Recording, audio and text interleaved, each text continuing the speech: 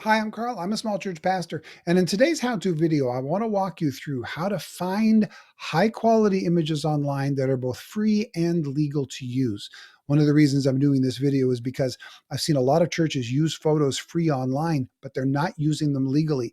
They don't even realize they're actually stealing them from photographers. And we don't want just high quality photos. We don't just want them for free. We want to be sure that we're not stealing something by mistake. So we're going to keep all those three qualities in mind. So here's what people usually do when they're looking for a photo. They usually go to something like Google, they click on Google Images up here on the right. And then let's say they're looking for an article about praying. They'll enter praying in the search bar, and lo and behold, wow, all kinds of photos of people praying. We can use any of them for free because it's on Google Images.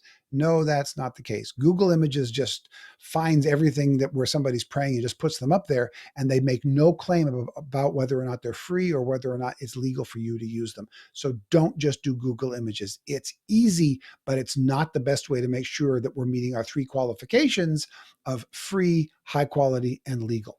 So what do we do? First of all, Flickr was the standard for a long time, flickr.com without the E in Flickr. So let me show you how that works there. First of all, you enter the word praying again and you hit enter. And it brings you up a whole bunch of images here. The challenge with Flickr is, first of all, there's so many, it takes a long time to look through. But secondly, they bring you up things from any license, including ones that are completely restricted and you're not allowed to use. It's just where people are sharing it with a friend or something. Okay. So how do I make sure I can use it legally?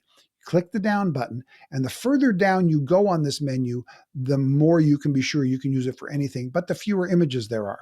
Most people click on Creative Commons and think, well, because it's Creative Commons, that's free and I can use it anywhere. Yes, it's free if it's Creative Commons, but you notice the one below it, commercial use allowed. That means above it, commercial use is not allowed. I can't use some Creative Commons photos in my website because I sell books, so it's a commercial website.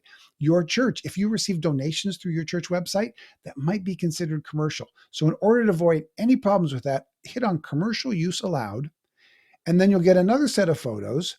And there's still a whole lot of photos. So let's look at this and go, oh, the praying angel, it's for Christmas. I want to use that. Click on there. Down here, it shows you where if you click on there, it shows you what rights it is reserved for. We've already pre-selected it as commercial use allowed, so we're good to go. Now you go over here, click the download button, and it gives you several options from really small to the original size. I always pick original size because that way it's highest quality and you can crop it to size and still have a high quality photo. So click original size. And then what it does is it tells you where it's going to put it. For me, I've already pre-selected my pictures folder, and it gives you a set of random numbers for it. So I'm going to call it praying angel. So when I look for it later, I'll know exactly what it is. And I'm going to click save. Now on the bottom here, it shows you where that is. So you click here, show in folder, and there it is. You click it and you open it and use it for whatever you want it. That's how to use it on Flickr. It's got a couple steps, but it's still fairly easy, and you can be sure you're using it legally. The standard for the industry now, though, has moved away from flickr.com towards unsplash.com. This is what I use most of the time, so let me show you how to use this. The advantage of Unsplash, a couple things. First of all highly professional photographs. Flickr includes pictures from people's vacation, and there's a lot to go through. Unsplash is higher quality. Two, Unsplash, every single one of them is free, and every single one of them can be used on a commercial site. That's all they accept. The challenge of Unsplash is if you're in a designated area, like with me, where I'm always writing about the church, I see these photos everywhere. So finding a unique photo or one that isn't being used all the time can be a challenge. But other than that, Unsplash is really the place to go. So once again, I put praying into the bar here, and that shows me a bunch of photos of people praying. So let's say I want to use this photo here of this woman praying. Okay. So I click on that one. I click here where it says download for free. Got to keep getting my face out of the way. And original size, well, that's a monster. Pretty much 8,000 by 6,000. That's huge. But that means I'm going to be able to cut right in tight on her face if I want to and still have a very high quality image. So I'm going to click original size. And then what it does is the same thing. It gives us not random numbers because it actually has her name, but I'm still going to change it to praying woman so that I know what I'm looking for when I find it later. And I'm going to click save. Now, it doesn't require you when you use the photo to give attribution to the photographer, but I always do. I think it's good to give them credit. So I always copy the name from here. I copy the URL from here and create a link that tells people photo was from Diana Simupande. And here's how you can click and find more of her works. I figure if she did something that I liked, she deserves credit for that. But you don't need to, you're not required to in Unsplash. So that gives you an idea of how to use Unsplash. Another one that I found recently that I'm using and liking is Pexels.com, not Pixels, not P-I-P-E. Pexels.com, and it's the same type of a thing with the same type of a look as Unsplash. So that's something you may want to explore. Same kind of thing. What I really encourage you to avoid, however, is going to a site where they give you a couple free photos and then after that you got to pay, or there's just a handful of free ones, but most of them you got to pay for.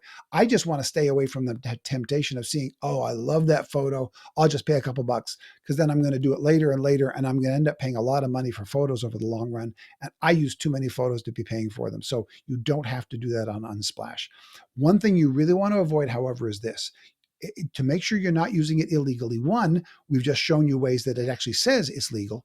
Two, if you can't download a photo because there's no download button, and the only way you can download the photo is to use a screen capture. If you have to screen capture a photo, you are probably stealing it without knowing it.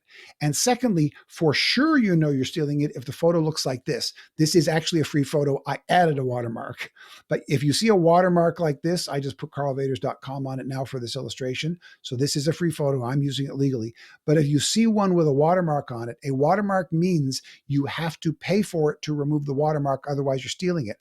Or sometimes the watermark is just a couple squiggles here and there, and it's the logo of the creator of it. So if you've ever used a photo with a watermark on it and you think, oh, I'll just screenshot it and use it, I don't mind the watermark, it's not about us minding the watermark.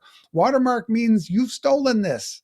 So we want to avoid any appearance of evil. We don't want to steal from people when they're not offering it for free. So that's how you download the photos. The question next is, what do I do with the photos once I get it?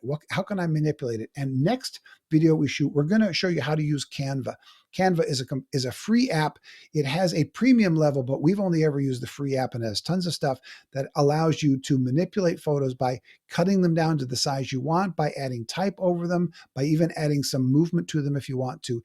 In our next how-to video, we're going to walk you through Canva. Hope you come back for that.